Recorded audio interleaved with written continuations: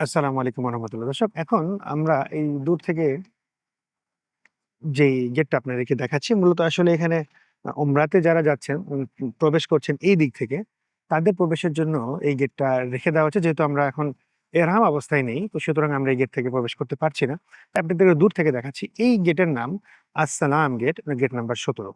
মূলত এখন নয়, আগের সময় যখন যারা ১ম বাইতুল্লাহতে আসতেন আ উমরা করার জন্য, তারা মূলত এই বাবুস সালাম বা আসসালাম গেট দিয়ে প্রবেশ করতেন। এটা একটা ট্র্যাডিশন বা ঐতিহ্য বা ইতিহাস ছিল ওই সময়। এখন তো মানুষ অনেক দিক থেকে প্রবেশ করছে বা অনেক দিক থেকে প্রবেশ করে। এই সেই গেট, যে গেট দিয়ে আ বাবুস সালাম গেট, যে গেট দিয়ে মানুষজন প্রবেশ করত ওই সময়, এবং এইটা কিন্তু খুব নেয়ার আল আরকাম গেট। আমরা যে আপনাদেরকে অন্য একটা ভিডিওতে আমাদেরকে দেখেছি আল আরকাম গেট। আল আরকাম গেটের পরে এখানে আছে আলী রাদিয়াল্লাহু আনহুর গেট, আলী গেট, এবং এই সাথেই আছে আসসালাম গেট।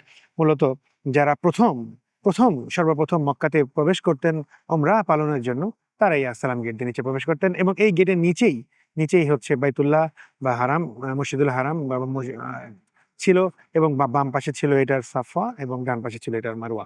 আমরা আ আসসালাম গেট, যেখানে ওমরা কারিগণ প্রবেশ করতেন, সেই গেটের সামনে থেকে দর্শক আপনাদেরকে আজকের মতো এখান থেকেই বিদায় জানাচ্ছি। ইনশাআল্লাহ সামনে আবার কোনো এক ভিডিওতে আপনাদের সাথে আবার কথা হবে এবং আবার দেখা হবে। আসসালামু আলাইকুম ওয়া রাহমাতুল্লাহি ওয়া বারাকাতুহু।